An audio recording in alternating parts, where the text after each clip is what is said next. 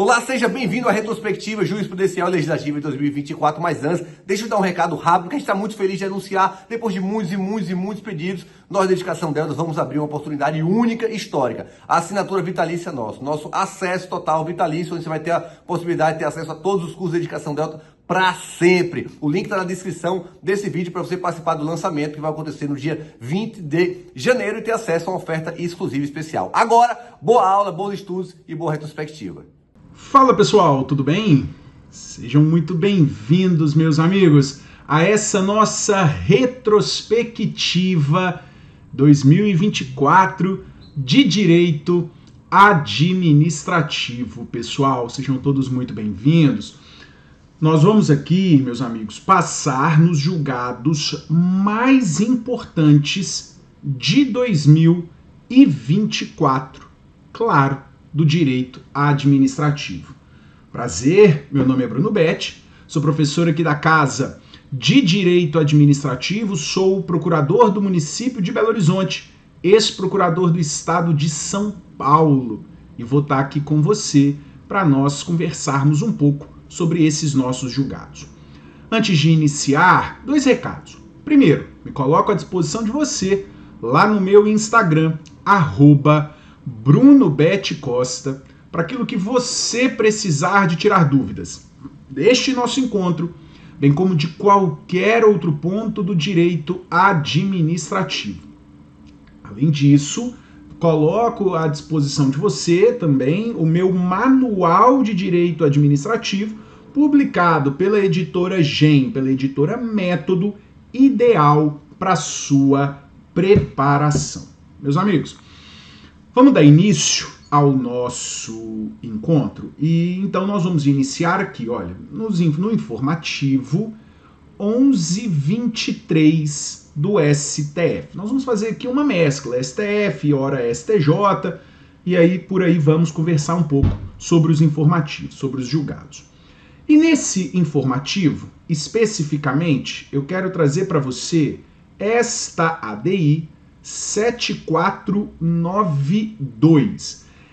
Esta ADI é um exemplo de vários julgados do STF de 2024 sobre esse tema. Olha o que diz. A reserva de vagas para candidata do sexo feminino para ingresso na carreira da PM, disposta em norma estadual, não pode ser compreendida como autorização legal que as impeça de concorrer à totalidade das vagas disponíveis em concurso público, isto é, com restrição e limitação a determinado percentual fixado nos editais. E o que acontece em Brasil afora? Leis estaduais que estabelecem um percentual, normalmente de 10%, para as mulheres concorrerem às vagas.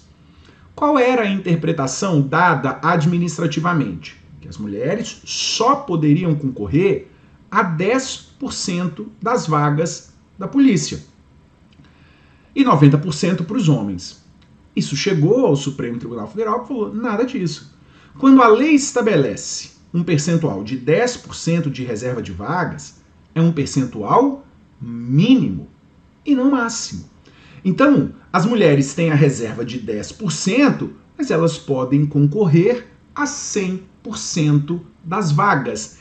Este é o entendimento que o Supremo Tribunal Federal estabeleceu.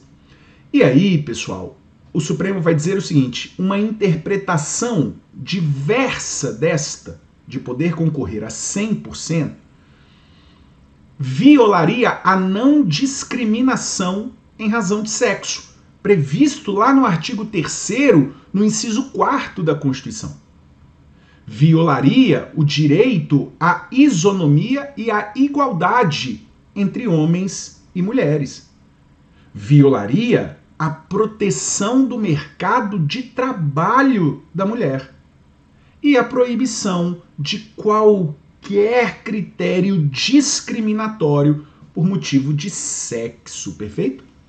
Então, absolutamente inconstitucional uma interpretação contrária que restringe a 10% das vagas, ou que restringe, na verdade, ao percentual estabelecido em lei, quando, na verdade, pode concorrer a 100% das vagas.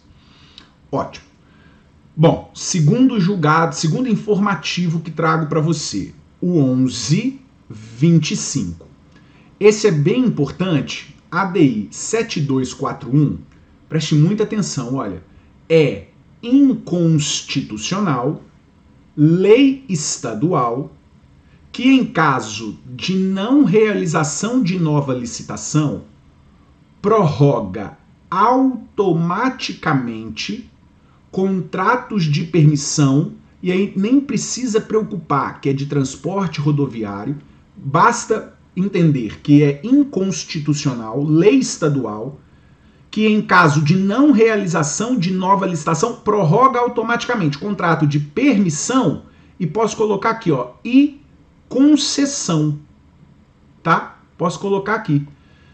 E restaura a vigência de permissões vencidas. Olha só, a permissão, a concessão está vencida, a lei prorroga automaticamente esse contrato, restaurando a vigência desse contrato, seja de permissão, seja de concessão. Absolutamente inconstitucional.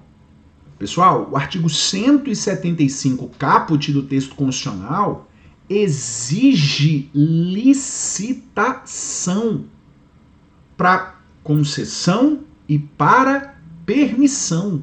É imprescindível licitação. Ademais, pessoal, preste atenção, não há que se falar em prorrogação automática de contratos. Porque para que haja prorrogação de contratos, uma série de situações precisam ser observadas. Dentre elas, justificativa, comprovação de vantajosidade e a prorrogação é discricionariedade da administração. A administração pode ou não querer prorrogar um contrato. Não é nem direito do contratado a prorrogação. Então, claro, é inconstitucional esta prorrogação automática de contrato. Veja, isso para sempre, tá? Isso para tudo. Todos os tipos de contrato, permissão, concessão ou contrato comum, lá da 14.133. Maravilha. Bom, a gente vai para um outro informativo, o informativo 1126, para tratarmos do RE 688267. Extremamente importante, porque vai dizer que as empresas públicas e sociedades de economia mista, sejam elas prestadoras de serviço público ou exploradoras de atividade econômica, ainda que em regime concorrencial, têm o dever jurídico de motivar, em ato formal, a demissão de seus empregados concursados, não se exigindo processo administrativo. Tal motivação deve consistir em fundamento razoável, não se exigindo, porém, que se enquadre nas hipóteses de justa causa da legislação trabalhista. Vamos lá. O que esse julgado está nos dizendo? Que empregados públicos de estatais não têm direito à estabilidade. Pode anotar isso. Os empregados públicos de empresas públicas e sociedades de economia mista, mas eu posso dizer hoje para todos os empregados públicos, não têm direito à estabilidade, não por força constitucional. Estabilidade é direito de titular de cargo efetivo, o que não é o caso de empregado público, que é titular de emprego público. Bom, eles não têm direito à estabilidade, mas eles vão ter direito à chamada dispensa motivada. Precisa haver um motivo para que haja a sua dispensa. Só que cuidado, essa dispensa não precisa passar por um processo. Ela precisa apenas de um ato formal e não precisa ser justa causa. Não precisa ser. Uma crise econômica, por exemplo, da estatal, não é justa causa, mas é motivo que pode ensejar a dispensa deste empregado público. Perfeito? Vem cá. Outro informativo, o 1128. Trago para você o RE 1211446. Um informativo, um julgado absolutamente importante e inclusivo feito pelo Supremo Tribunal Federal. Olha lá, pessoal. A mãe servidora ou trabalhadora não gestante em união homoafetiva tem direito ao gozo de licença maternidade. Caso a companheira tenha utilizado o benefício, ela fará jus à licença pelo período equivalente ao da licença paternidade. Então, olha só. União homoafetiva, duas mulheres. A servidora ou trabalhadora não gestante poderá gozar da licença maternidade. Se a companheira dela for a gestante e tiver gozado da licença maternidade, tiver gozando da licença maternidade, a não gestante não vai poder gozar de outra licença maternidade. Nós não temos duas licenças maternidades. Aí, caso a companheira esteja se valendo da licença maternidade, o que a não gestante vai ter direito é ao período equivalente ao da licença paternidade. Perfeito? Maravilha. Pessoal, outro caso que trago para você, o informativo 800 agora do STJ. Pode colocar um coração nesse julgado, um coração flechado, porque isso é absolutamente questão de prova. Os próximos 2 pontos que eu vou trazer aqui para você, eles já estão caindo, vão cair e continuarão caindo. Trago para você agora o agravo em recurso especial 2272508.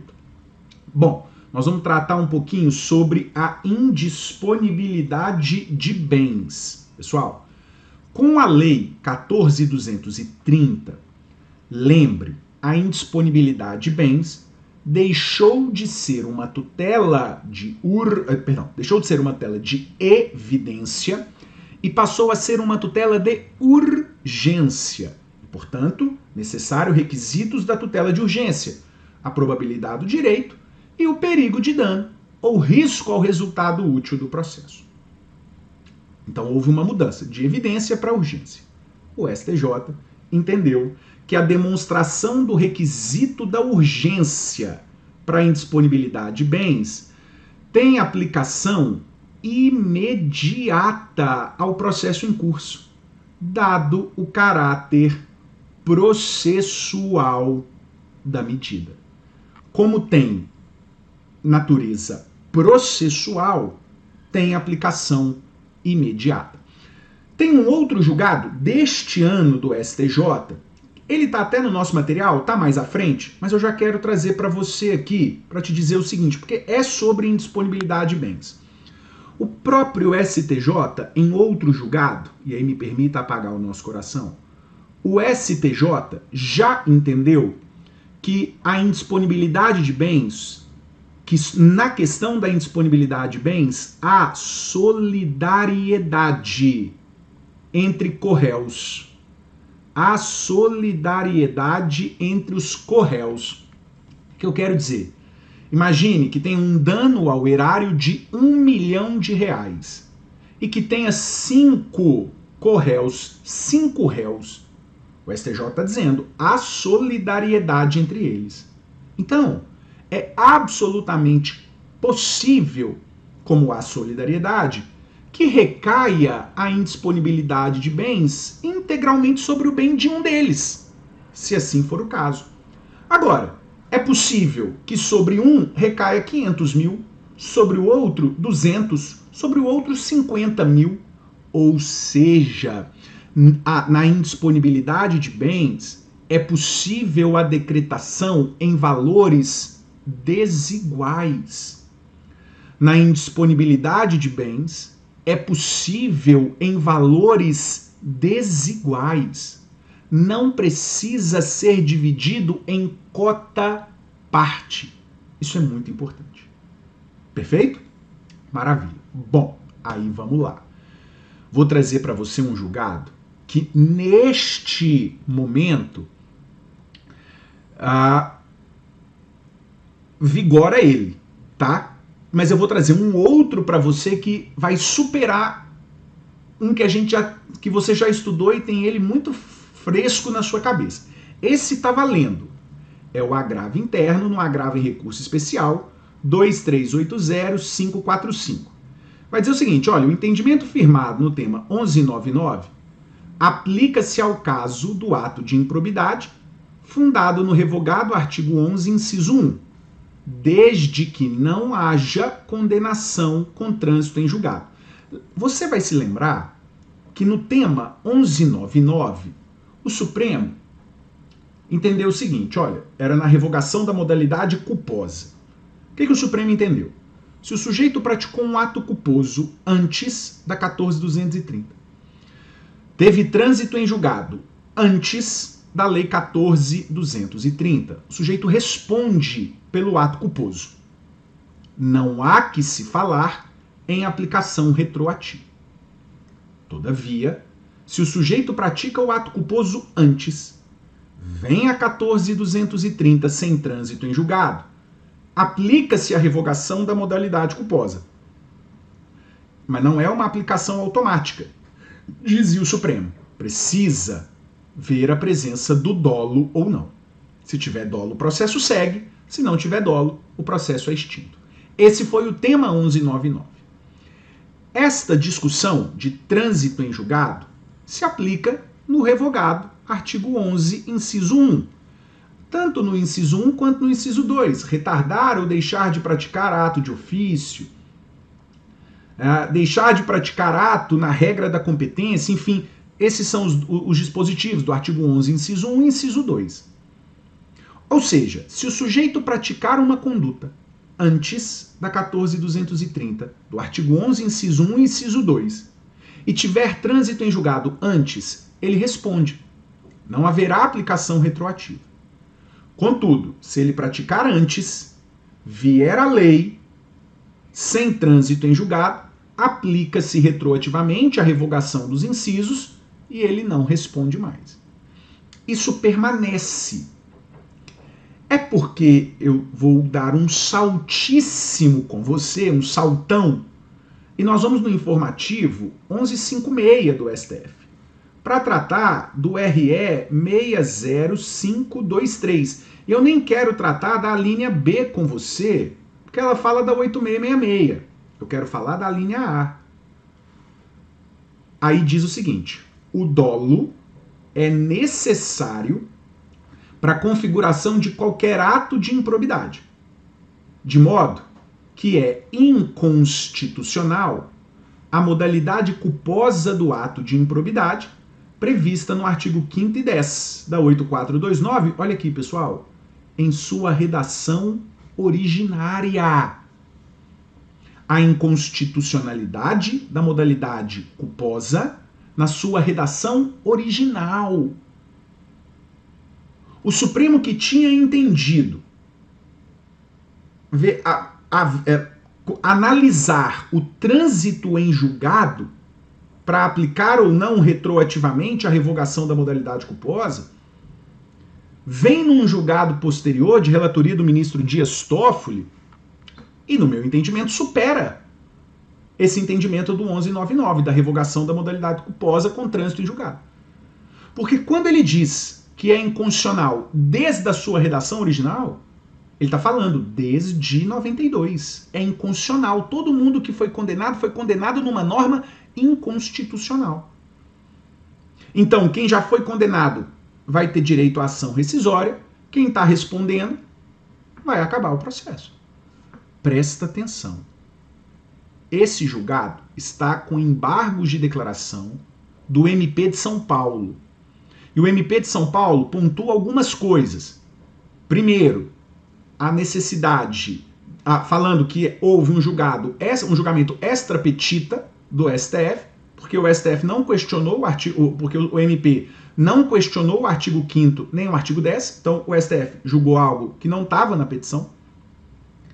Segundo, o MP de São Paulo pede para o STF enfrentar o conflito entre este novo julgado e o tema 1199, e o que eu acho que vai acontecer. O MP de São Paulo pede para modular os efeitos. Falou, olha, senão vai chover ação rescisória de pessoas que tenham sido condenadas por ato culposo. E aí, a prática disso vai ser bem complicada.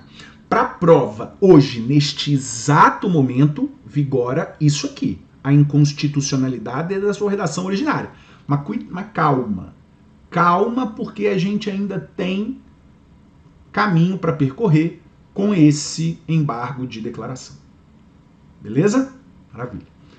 Vamos voltar para os informativos do STJ, mais um de improbidade, o informativo 802, que vai trazer o agravo interno no agravo em recurso especial 1206630. Essa tese que está aqui não diz muita coisa, mas a repercussão prática é muito importante. Vamos lá. Não obstante a abolição da hipótese de responsabilização por violação genérica aos princípios, artigo 11, a nova previsão específica em seus incisos de violação à moralidade e à impessoalidade evidencia verdadeira continuidade típico-normativa da conduta. O que é o caso? O sujeito estava sendo processado por publicidade institucional indevida. Tudo bem? O sujeito estava sendo processado por uma publicidade institucional indevida. Antes da 14.230. E ele estava sendo processado por uma publicidade institucional indevida com base no caput do artigo 11, uma violação genérica a princípio. Com a 14.230, acabou violação genérica a princípios. Agora, exige-se o dolo específico, e nos termos do artigo 11, num dos incisos do artigo 11. É rol taxativo ali. Então o sujeito virou e falou assim, peraí, eu estou sendo processado no caput. Violação genérica. Isso acabou, foi revogado. Então eu tenho que ser absolvido. O que o STF falou? Você deu azar. Sabe por quê? Porque esta sua conduta não teve abolício. Apesar de a violação genérica no caput ter sido revogada, a sua conduta está prevista em um inciso, que é o artigo 11, inciso 12, da 8429. Então, portanto, houve uma continuidade típico-normativa da conduta e você continuará respondendo por este ato de improbidade. Deu azar, né? Muito importante. Bom, a gente agora volta para o STF, vai no 1130, para tratarmos da ADI 7494, que vai trazer, pessoal, para mim uma situação muito óbvia, tá? Uma inconstitucionalidade de Constituição estadual que define como atividade de risco análoga ao exercício da atividade policial a atuação de membros de MP, do Judiciário, da Defensoria, de procuradores do Estado e dos municípios, dos oficiais de justiça e auditores fiscais de tributos estaduais. E a eles estendem benefícios previdenciários exclusivos dos servidores policiais, tais como aposentadoria especial e pensão por morte. Olha, pessoal, é claro que é inconstitucional. Falar que a atividade de membro de MP, juiz, procuradoria, defensoria, oficial de justiça e auditor fiscal tem o mesmo risco de atividade policial? Não, tá errado. É inconstitucional. E o Supremo disse mais. O Supremo disse o seguinte, olha, o artigo 40, parágrafo 4º B do texto constitucional que trata da aposentadoria de risco, em razão de perigo, traz um rol de carreiras ali, ó, taxativo. Traz um rol de carreiras ali taxativo. E são todos da área da segurança pública. Então, agente penitenciário, agente socioeducativo e, de fato, de órgão policial. Maravilha. Outro informativo, trago para você, o 1131. Trata-se aqui da ADI 6331, que vai nos dizer o seguinte, olha, é inconstitucional, por ofensa aos postulados da autonomia municipal e do concurso público, norma de Constituição Estadual que obrigue a criação de procuradoria nos municípios e permite a contratação sem concurso de advogados para nela atuarem. Presta atenção. Uma Constituição do Estado não pode obrigar que o município crie procuradoria. Uma Constituição de Estado não pode obrigar que o município crie uma procuradoria. Haveria total afronta à autonomia municipal. Agora, a partir do momento que o município cria a procuradoria, o provimento tem que ser por meio de concurso público. Não pode ser sem concurso público. Perfeito? Muito cuidado com isso. Beleza? Vamos lá. Outro informativo, este com um julgado muito importante, o informativo 1132, trata-se do agravo em recurso extraordinário 1382315, que vai tratar do conflito armado entre policiais e bandidos em operações policiais. Vai dizer o STF que o Estado é responsável por morte ou ferimento decorrentes de operações de segurança pública, nos termos, gente, da teoria do risco administrativo. Presta atenção. Nesse conflito armado entre policiais e bandidos em operações policiais, o Estado é responsável por dano gerado a terceiro na teoria do risco administrativo. Não se trata da teoria do risco integral. O que isso significa dizer? Significa dizer que é possível excludente de responsabilidade. Significa dizer que a responsabilidade é objetiva, porque é a teoria do risco administrativo, e que há excludente de responsabilidade. E que é ônus do Estado provar as excludentes de responsabilidade. É ônus do Estado provar culpa exclusiva da vítima, culpa exclusiva de terceiro, caso fortuito ou força maior. E mais, vai dizer o STF, a perícia inconclusiva sobre a origem de disparo fatal não é suficiente por si só, para afastar a responsabilidade do Estado por constituir elemento indiciário. A perícia inconclusiva, por si só, não é suficiente para afastar a responsabilidade. Beleza. Vamos para outro julgado, o informativo 1135, e aí eu trago o RE 766304. que vai nos dizer o seguinte: ação judicial visando ao reconhecimento do direito à nomeação de candidato aprovado fora das vagas previstas no edital deve ter por causa de pedir preterição ocorrida na vigência do certame. Eu sei que você sabe que a preterição à ordem de classificação gera direito subjetivo à nomeação. Mas só vai gerar esse direito se esta preterição ocorrer dentro da vigência do certame. Se o prazo de validade do concurso já tiver expirado, não há que se falar em direito à nomeação. É isso que o STF está dizendo. A ação que visa o reconhecimento do direito à nomeação do candidato aprovado fora das vagas precisa ter como causa de pedir preterição ocorrida na vigência do certame. Maravilha.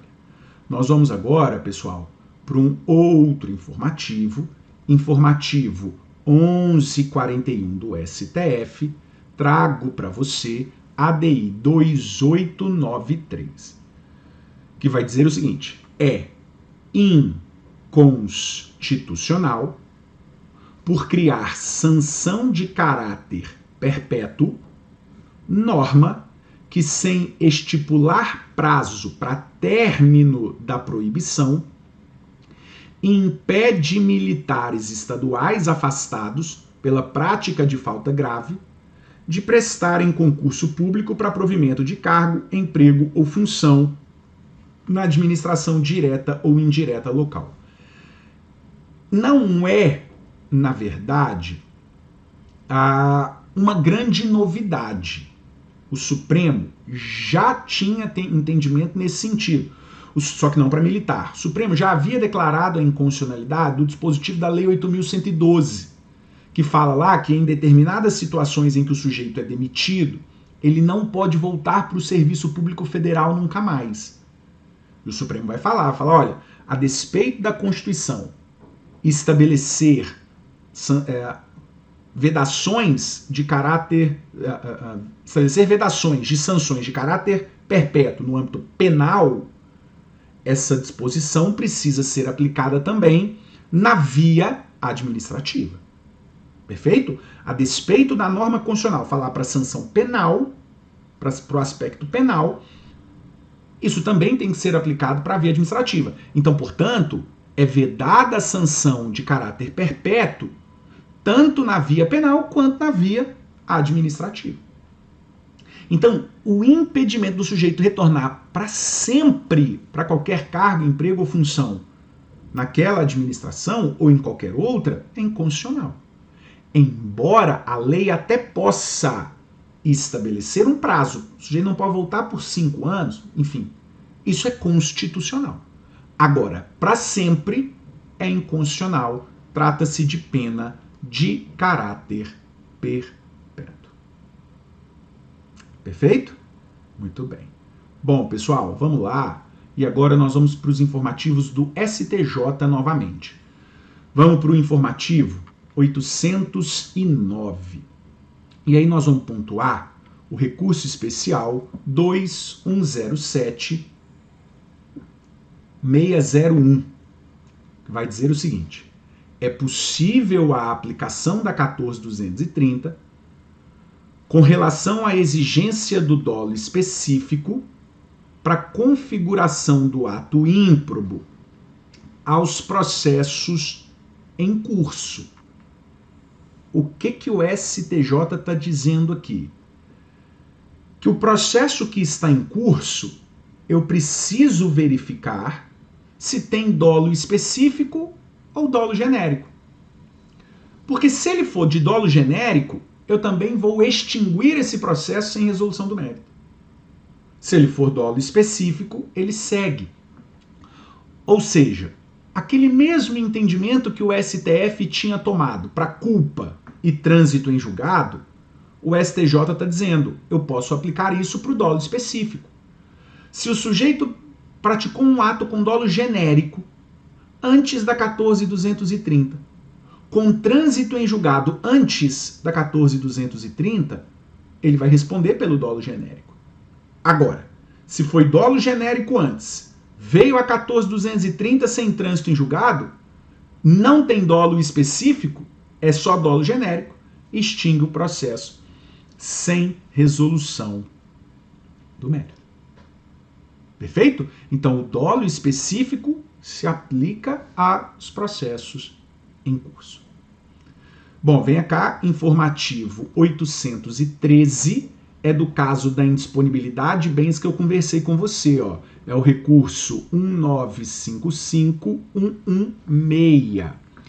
Para fins de indisponibilidade de bens, há solidariedade entre os corréus da ação de improbidade, de modo que a constrição deve recair sobre os bens de todos eles, sem divisão em cota-parte, limitando-se o somatório da medida ao quanto determinado pelo juiz, sendo defeso, proibido que o bloqueio corresponda ao débito total em relação a cada um. Então é naquela história, ó, R$1 milhão o dano. Eu tenho como réu A, B, C e D. Eu posso ter em valores desiguais. O réu, o A, 500 mil, o B, 300 mil e por aí vai, tá? Eu não posso 1 milhão para o A, 1 milhão para o B, 1 milhão para o C, 1 milhão para o D. Não, isso eu não posso. O somatório não pode ultrapassar o valor definido na inicial. Mas eu posso estabelecer em valores desiguais e não em cota-parte. Como são 4 aqui, ó, não preciso ficar limitado a 250 mil para cada um deles. Perfeito? Extremamente importante. Bom, vamos lá. Outro informativo. Na verdade, é o informativo 816 do STJ, em que eu vou trazer para você 2 julgados. Primeiro, o recurso em MS 73282, que vai nos dizer o seguinte: a negativa de banca examinadora em atribuir pontuação à resposta formulada de acordo com o precedente obrigatório do STJ constitui flagrante ilegalidade. Presta atenção. O STF tem aquele clássico entendimento de que o Poder Judiciário não pode controlar os critérios de correção de banca examinadora de concurso.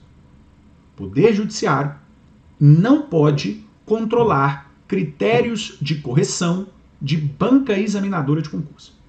Porque critério de correção de banca examinadora é mérito administrativo. E o mérito administrativo o Judiciário não adentra. O STF faz a ressalva quando houver uma flagrante ilegalidade ou inconstitucionalidade. E o próprio STF vai dizer que a matéria cobrada na prova, se ela não estiver prevista no edital, o Judiciário vai poder fazer o controle. Porque aqui não é mérito, é ilegalidade. Se a matéria cobrada na prova não está prevista no edital, o Judiciário vai poder controlar. Vem o STJ, recentemente, e diz isso aí, ó.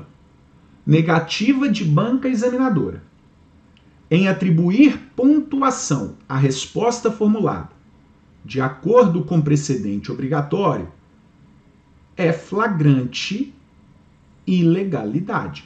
Ou seja, a questão da prova tem precedente obrigatório do STJ e aquilo não foi pontuado no espelho. O Poder Judiciário vai poder fazer o controle agora.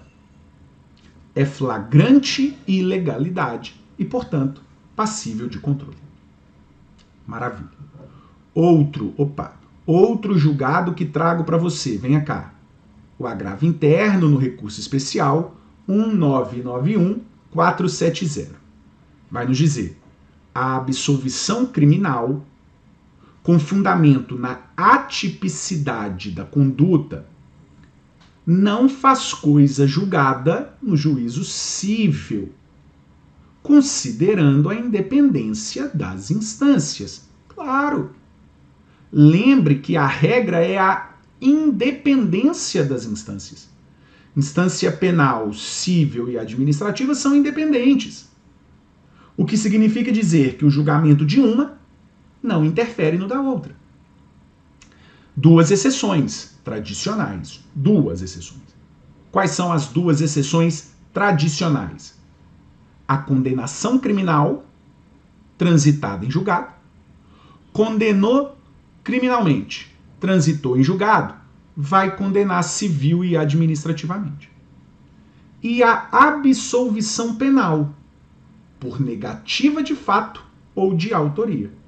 Ou seja, negativa de fato a situação não ocorreu, ou de autoria, até ocorreu, mas não foi o sujeito. Neste caso, absolve civil e administrativamente. Isso é o tradicional. Vai dizer agora o STJ, reafirmando isso, que a absolvição criminal, fundada na atipicidade da conduta, não faz coisa julgada no âmbito civil e nem no âmbito administrativo. O sujeito é absolvido penalmente porque lá a conduta não está prevista em lei. Mas isso não significa que no âmbito civil e no âmbito administrativo ele não possa sofrer sanção. Sim, ele pode sofrer sanção. Aí, vem cá, eu aproveito para trazer mais duas exceções. Mais duas exceções da comunicabilidade, também entendimentos do STJ. As duas exceções que nós já estudamos, condenação criminal e absolvição por negativa de fato ou de autoria, ok. Aí o STJ, recentemente, entendeu o seguinte, olha, a sentença absolutória imprópria. Sentença absolutória imprópria, que entende o sujeito como um inimputável. Não pode haver sanção administrativa. Então, a sentença penal absolutória imprópria, que até determina medida de segurança, vai refletir na seara, na via administrativa, e não pode haver sanção administrativa. O outro caso é o que eu chamo de comunicabilidade às avessas. A ausência de dolo na improbidade, por isso as avessas, olha, a ausência de dolo na improbidade é justa causa para o trancamento da ação penal. É justa causa para o trancamento da ação penal. Olha só, sujeito está sendo processado por improbidade e no âmbito criminal. Na improbidade, não tem dolo. No âmbito penal, o processo ainda está seguindo, mas na improbidade andou primeiro e não constatou dolo. E no processo criminal, o crime que ele teoricamente está respondendo não admite a modalidade culposa. Se não tem dolo na improbidade, não vai ter dolo na ação penal, então tranca a ação penal. É justa causa para isso. Perfeito? Maravilha. Vamos lá. Outro informativo 818 do STJ. Extremamente importante esse agravo em recurso especial 1886951. Vai nos dizer o seguinte, olha, o expropriado não tem o dever de pagar pela reparação do dano ambiental no bem desapropriado, podendo responder, no entanto, por eventual dano moral coletivo. Olha só, é forte isso, hein? Talvez na hora da prova, você fala, ele vai responder pelo dano ambiental. O STJ diz, o expropriado não tem o dever de pagar pela reparação do dano ambiental, podendo responder por dano moral coletivo. O que é essa discussão? Essa discussão passa pelo seguinte, o sujeito, ao ser desapropriado, o poder público faz uma avaliação do seu bem. E na avaliação do bem, leva-se em consideração tanto os aspectos positivos do bem, da coisa, quanto os aspectos negativos. Então, ao pagar a indenização, o poder público já abateu o dano ambiental existente. Por isso, o sujeito não vai ser responsabilizado pela existência daquele dano ambiental, porque ele já foi penalizado com a redução da sua indenização. Se ele tiver que reparar o dano ambiental, ele está sendo responsabilizado 2 vezes. Agora, o STJ vai dizer, ele pode responder por dano moral coletivo. E basicamente, pessoal, a análise aqui é do artigo 31 do Decreto-Lei 3365 de 41, que fala, que ficam subrogados no preço quaisquer ônus ou direitos que recaiam sobre o bem expropriado. Ficam subrogados no preço. Perfeito? Maravilha. Vamos lá. Informativo 820. Importantíssimo. É o recurso em MS 13499. Os tribunais de contas detêm competência para julgar atos praticados por prefeitos municipais na condição de ordenadores de despesa. E quando constatada irregularidade ou ilegalidade, tem o dever de aplicar sanções no exercício das atribuições fiscalizatórias e sancionatórias. Presta muita atenção, porque não há aqui conflito com julgados do STF. O STF, em um julgado mais antigo, entendeu que a Câmara Municipal tem competência, é a Câmara Municipal que tem competência para julgar as contas anuais do prefeito. De modo que o parecer do Legislativo é apenas um parecer técnico. O parecer do Tribunal de Contas é apenas um parecer técnico, opinativo, sem força vinculante. Quem teria competência para julgar as contas anuais, as chamadas contas de governo, seria a Câmara. Seria o Poder Legislativo. As contas de governo, as contas anuais. Posteriormente, o STF confirma isso e diz o seguinte, olha,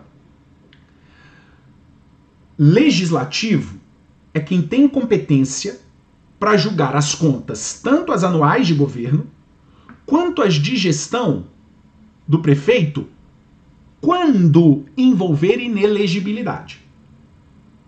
Envolve inelegibilidade? Envolve. Então, quem vai julgar as contas é a Câmara. Então, contas anuais, contas de governo, Câmara. Envolveu inelegibilidade, Câmara. Mais recentemente, o STF entendeu que não envolve inelegibilidade. Não. É conta de gestão? É. Tribunal de Contas tem competência. E é isso que o STJ agora entendeu. Perfeito? Muito cuidado com esses 3 passos.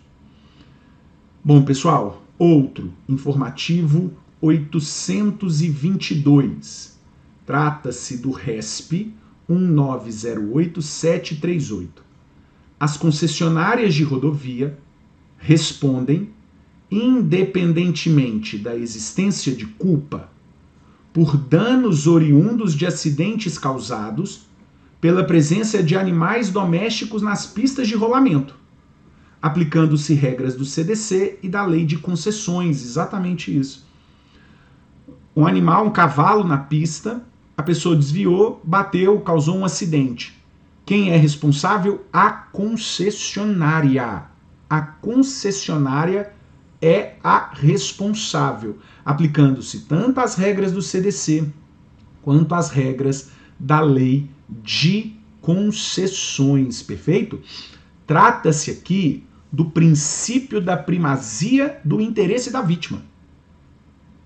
Trata-se do princípio da primazia do interesse da vítima, que decorre da solidariedade. Vai impor a reparação do dano independentemente da identificação do proprietário do animal. Então vai caber à concessionária a indenização. Perfeito? Bom, vamos lá. Outro ponto é o informativo 823. Trago para você o RESP 1929685.